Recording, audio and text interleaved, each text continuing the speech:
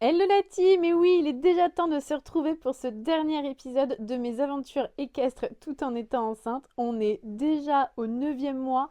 Bon, alors moi, c'est passé à une vitesse dingue. Et alors, ce dernier trimestre a été vraiment riche en rebondissements. Je sais que ce qui vous intéresse derrière votre petit écran, c'est de savoir, mais est-ce qu'elle monte toujours à cheval? Je vous le dirai un petit peu après, mais j'ai plein de choses à vous raconter. Allez, fais-toi un café, c'est parti!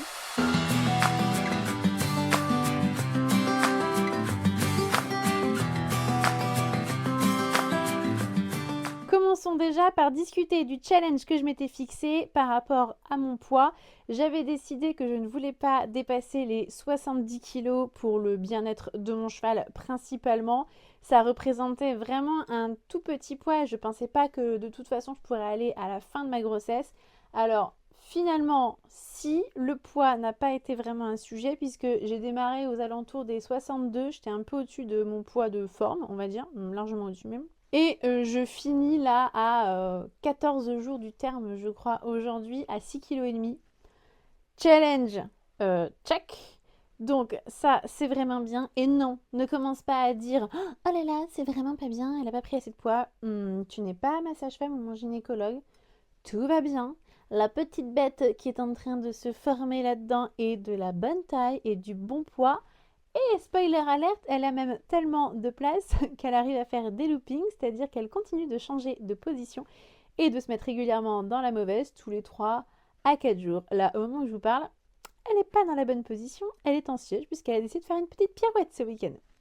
Olé! Donc, le poids n'est pas un sujet, je suis toujours apte à monter sur des dés. Est-ce que je le fais ou pas? Suspense. Que s'est-il donc passé pendant ce 3e trimestre? Déjà, j'étais toujours à cheval à la fin du 6e mois. Et le 7e mois, eh bien, j'étais toujours à cheval. En revanche, j'ai mis un terme au concours, comme je le disais dans ma dernière vidéo. Plus de concours, mais j'ai continué de sauter à la maison jusque fin du 7e, 8e mois à peu près. Bon, là, je serais toujours en capacité de faire des cavaliers. Je ne le fais pas principalement, honnêtement, parce que les sols ne sont pas très bons avec toute la pluie que l'on prend en permanence. Quelle joie! Et donc, j'estime que le risque pour mon cheval de trébucher est supérieur à d'habitude. Et donc, on n'est peut-être pas obligé non plus de continuer de faire des cavaletti tout le long du 3e trimestre. Mais je pense qu'on serait en été avec des conditions favorables. Potentiellement, je continuerai de faire au moins des cavaletti pour continuer de mécaniser mon cheval et moi changer un petit peu de mon quotidien. Je n'ai pas fait beaucoup de balades en revanche, puisque bah, nous sommes en plein hiver, c'est la saison de la chasse. Et donc, je trouve que c'est une période qui est un peu plus propice aux accidents. Les chevaux sont quand même un peu plus frais, même si mon cheval est cool. Il y a davantage de petites bestioles qui gambadent dans tous les sens, poursuivies par un petit chasseur. Donc, je ne prends pas le risque. Je ne pars quasiment plus en balade, sauf quand vraiment il y a des bonnes conditions, plutôt en semaine, avec un autre copain, etc. Donc l'activité principale de mon pauvre cheval, c'est de travailler dans la carrière. Heureusement qu'il va au paddock tous les jours. Bon, évidemment, je diversifie un maximum. Je vais faire un tour au pas quand même, toujours avant, etc. Je fais de la longe, du travail à pied. Heureusement, parce que je pense qu'il va être ravi au printemps de partir en trotting. Heureusement, c'est pas le premier à vouloir sortir en balade. C'est même pas trop son truc, ça représente beaucoup trop de stress pour ce pauvre Dédé. 3e trimestre a aussi rimé avec la vente des écuries dans lesquelles mes chevaux étaient depuis 13 ans. Autant vous dire que c'est un sacré changement pour moi, d'autant plus que ma coach et la personne qui tient ces écuries-là est également une très très bonne amie, donc ça a crevé mon petit cœur. J'en rigole, mais littéralement, ça a été vraiment très compliqué. Donc, les écuries ont été vendues au 31 janvier, voilà, pour un terme courant février. Autant vous dire que ça a fait quand même pas mal de choses à gérer. Est-ce que j'avais envie de rester dans ces écuries-là ou pas? Est-ce que j'avais envie de déménager mes chevaux dans une autre écurie à la maison, mais tout n'était pas prêt? Ça a été des questions et des questions pendant cette grossesse à laquelle il a fallu répondre les unes après les autres. Pour rappel, on a emménagé en urgence et dans des conditions moyennes dans la maison en juillet. Donc ça fait beaucoup de déménagements et de changements cette année et début 2025 quand même. Bon, après des mois à réfléchir. Au début, je m'étais dit, je vais laisser mes chevaux au moins au début. Donc pour rappel, dans cette écurie-là, il y avait à ce moment-là ma jeune jument de 4 ans et mon cheval de concours Dédé. Donc je m'étais dit, je les laisse dans cette écurie-là, au moins pendant les 3 premiers mois après mon accouchement, pour être cool, reprendre tranquillement, etc. Bon, c'est imposé des conditions financières, disons, un peu compliquées, c'est-à-dire que ma situation personnelle s'est tendue pour énormément de raisons. Quand je dis tendu, c'est vraiment tendu. Genre quand t'as du mal à manger à la fin du mois, tu vois. Évidemment, pas question que mes chevaux en pâtissent plus que nécessaire. Donc j'ai dû prendre de vraies mesures un peu difficiles. Donc on a fait plein de choses. On a vendu des choses qu'on avait et qui nous servaient pour pouvoir déjà faire une grande partie stabilisée de 700 mètres carrés devant les box. Donc ça, c'est vraiment top. Ça nous facilite la vie au quotidien, etc. Mais ça nous a coûté vraiment extrêmement cher. Mais l'hiver dernier, ça a été trop l'enfer avec les chevaux à la retraite, du coup, qui étaient déjà à la maison. Franchement, ils ont fait abcès sur abcès, ils ont perdu de l'état. Enfin, ça avait été vraiment très compliqué à gérer. Je me voyais pas regérer ça avec 1 ou 2 chevaux de plus, des chevaux qui sont quand même destinés au sport, à faire du concours. Quoi qu'on en dise, c'est pas tout à fait quand même le même entretien au quotidien. Donc ça, deuxièmement, ça commençait à être vraiment difficile, un deuxième hiver comme ça, pas très bon pour mes vieux chevaux de rester dehors toute l'année et pour mon cheval de concours qui a l'habitude de dormir au box la nuit, le mettre en plein mois de janvier-février dehors à 100%, je le sentais pas très très bien cette histoire, surtout que c'est un petit peu une princesse mon cheval. Le genre de cheval, tu le mets dehors à 9h, à 11h il veut rentrer quoi, genre il en a marre. Donc bon, pas très très pratique. Donc il fallait fermer les box. Alors les box étaient déjà montés, c'est-à-dire qu'ils servaient d'abri ouvert, il n'y avait pas de porte mais ils étaient déjà montés. Mais ça c'est pareil, ça rajoute un coût énorme. Bref, ça a été compliqué et donc je me suis dit, est-ce que vraiment avec un baby, je vais réussir à changer mon mode de fonctionnement et est-ce que ça va être ma priorité de ramener mes chevaux à la maison et de me rajouter cette contrainte-là? Non. Donc, avec mon mari, on s'est dit, allons-y, puisque de toute façon, on est complètement sous l'eau et qu'on n'en peut plus, eh bien, ramenons les chevaux à la maison avant que j'accouche. Donc je m'étais dit, il faut surtout pas que j'accouche avant, ce n'est pas une option. Je n'ai pas accouché avant.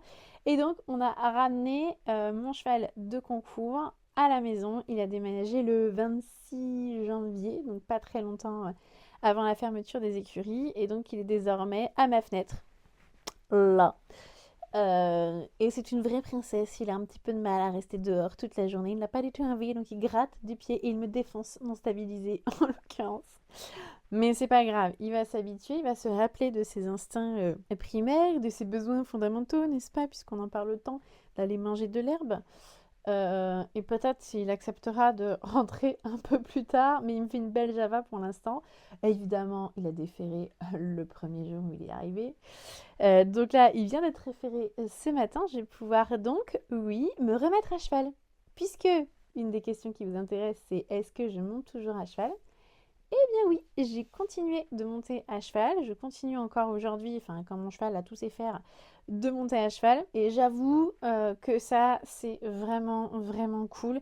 Déjà parce que pour la condition physique, je sens bien que honnêtement, je fatigue quand même. Alors un peu plus qu'avant, bien sûr. Mais je fatigue pas tant que ça. Je suis plutôt en bonne condition physique. Je fais plein de choses. J'ai des journées hyper remplies. J'arrive à tenir de 7h à 22h le soir sans sieste, en faisant les box, en montant à cheval, en ayant plein d'activités, etc. En continuant de faire notamment toutes ces petites vidéos qui me prennent quand même un petit peu de temps dans ma vie, en faisant des travaux à la maison, etc. Donc franchement, je pense que ça y a fortement contribué. Donc oui, je continue de monter à cheval. Et donc comment je fais puisque je n'ai pas d'installation à la maison? Je n'ai pas de carrière, etc. Et il est hors de question que j'en fasse une juste pour moi. Bon, déjà, j'ai pas les moyens en fait, ça résout facilement le problème. Eh bien, il se trouve que j'ai une écurie de CSO qui doit être à 15 minutes à cheval, je crois, de la maison, avec un mec qui bosse hyper bien, un professionnel super, que j'aime beaucoup en plus. Ça tombe bien.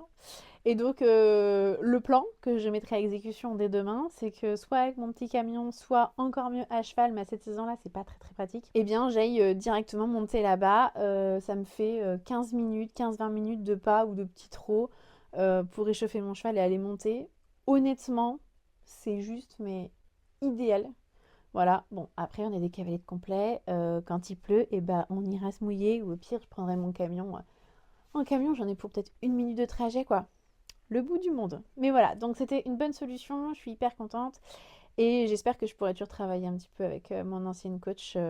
On verra dans quelles conditions, mais ça serait vraiment top top. Voilà pour le cheval. Ensuite, concernant ma jument Poupinette, eh bien malheureusement, mes difficultés financières m'ont poussée à la vendre et à la vendre rapidement avant le changement de propriétaire des écuries. J'avais plusieurs difficultés, il fallait que je fasse castrer mon âne en urgence du coup pour pouvoir ramener ma jument parce qu'il y avait quand même un fort risque d'avoir une mule, n'est-ce pas? Et ça, ce n'était pas du tout une option. Donc il fallait que je fasse castrer mon âne. Ma jument, même si elle est super cool, bah, elle a quand même, donc là elle a pris 5 ans.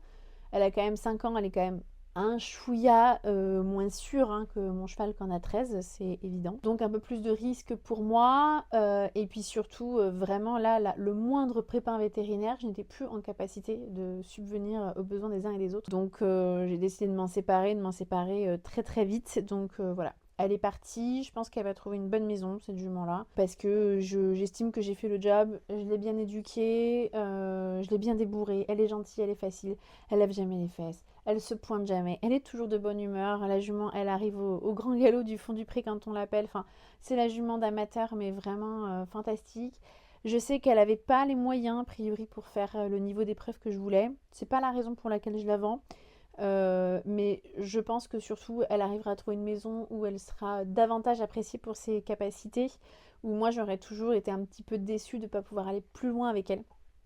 Donc voilà, je lui souhaite de trouver une très bonne maison à cette jument parce que je l'aimais vraiment beaucoup. Mais disons que son départ me permet de gérer moi mes chevaux à la maison bien mieux, de prendre le temps de me refaire un petit capital vétérinaire pour les coups durs. Et ça, je pense que c'est vraiment important. Et puis de gérer les quelques urgences justement que j'ai eues, les abcès, etc.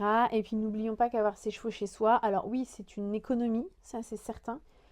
Mais c'est aussi à l'installation un vrai coût. Si on compte la dalle de stabiliser, les portes de box. Alors les portes de box, on a bricolé, hein, on n'a pas pris des grandes portes de box à 2000 balles pièce, etc. Mais tout ça, ça coûte quand même cher. Le copeau, des granulés de qualité, des compléments alimentaires.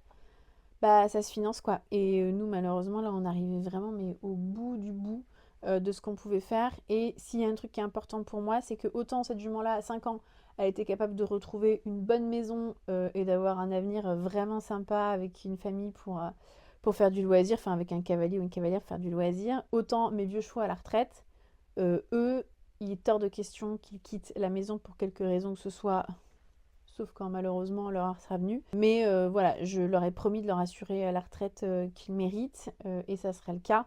Et je préfère replacer une jument jeune, en bon état physique, bien éduquée, bien élevée, plutôt que d'avoir replacé un vieux cheval. Pourquoi? Pour pouvoir moi continuer de monter à cheval, parce que mes vieux chevaux je les monte plus, hein. Continuer de faire du cheval sur un jeune cheval. Bon, il y en a plein qui m'ont mais hurlé dessus sur d'autres réseaux quand j'ai dit ça. Mais je continue de dire que franchement, je pense que c'est la bonne décision à prendre. Ma situation a changé. C'est comme ça, c'est la vie. Donc j'ai mes 3 chevaux, mes 3 ongres. Je n'ai pas eu besoin de faire castrer mon âne pour le moment, même si je vais le faire. Mes 2 poneys. Et ma foi, ça se passe plutôt bien à la maison. Les chevaux se sont bien habitués. Il y a moins de stress. Honnêtement, j'ai qu'une envie, c'est de remonter à cheval. Et surtout que le printemps arrive, qu'on puisse aller faire des grandes balades, travailler les chevaux tranquillement. J'ai tellement hâte de ça. J'espère que la récupération va être quand même relativement rapide pour pouvoir être à cheval début avril. Voilà, ce serait mon rêve ça. Bon, discutons quand même maintenant de mes capacités physiques. Comment ça se passe à cheval? Est-ce que je souffre? Oui, un petit peu quand même. Je me fais violence tous les jours pour faire les box, monter à cheval, tenir quand même le rythme, hein. On va pas se mentir, vraiment. Ça m'aide aussi à garder un poids acceptable, on va dire. Donc oui, j'ai mal, vraiment, surtout au niveau ligamentaire. Rien de dangereux pour le bébé, bien évidemment. C'est juste très pénible pour moi. Mais ça se fait, ça se fait. Je continue, je ne lâche rien. Et j'espère aussi que du coup, la récupération sera plus rapide. Voilà. Donc, que peut-on conclure de tout cela? Déjà, qu'on peut continuer de monter à cheval si on en a envie et si on a le go des professionnels de santé, bien évidemment. Me concernant, je vais même quasiment arriver à terme, a priori, voire le dépasser vu comment c'est prévu. Donc voilà, il n'y a pas de souci. Encore une fois, je pense que le plus important, c'est vraiment de s'écouter. Vraiment de s'écouter. Si vous avez envie de le faire, pourquoi pas si les professionnels de santé sont OK et que vous avez le niveau et le cheval pour, vraiment, ça je pense que c'est vraiment très important, et que vous acceptez d'assumer les risques en cas de problème, parce qu'il y en a toujours, tout comme quand on prend la voiture, quand on prend des escaliers, etc. Je vais finir avec mon téléphone parce que j'ai plus de batterie. Et donc, si vous n'avez pas envie, eh ben, ne le faites pas, écoutez-vous. C'est ça qui est le plus important, ne pas avoir de regrets. Vraiment, moi, c'est mon leitmotiv. Qu'est-ce que je vais le plus regretter? Chacun fonctionne comme il veut. En tout cas, moi, je ne me permettrai pas d'avoir de jugement. Faites comme bon vous semble, faites-le en sécurité et surtout quand même en ayant un peu réfléchi à la manière de faire les choses pour sécuriser un maximum. Voilà, je crois que je n'ai pas grand chose à ajouter. Maintenant, il va quand même être temps de sortir cette petite poulette de là pour pouvoir après passer sur le fabuleux postpartum. Il paraît que c'est la meilleure partie. J'ai tellement hâte. Et ce que je vous propose, c'est qu'on se retrouve dans un mois et demi pour faire un petit point sur l'adaptation de mes chevaux à la maison, comment ça se passe avec un petit bout pour gérer les chevaux en même temps, dans combien de temps je vais pouvoir me remettre à cheval d'après les professionnels de santé, et puis qu'on se retrouve pour la remise à cheval. Celle-là, je vous avoue que je l'appréhende un peu. Je pense que c'était plus facile avec ce ventre-là de monter à cheval que la reprise.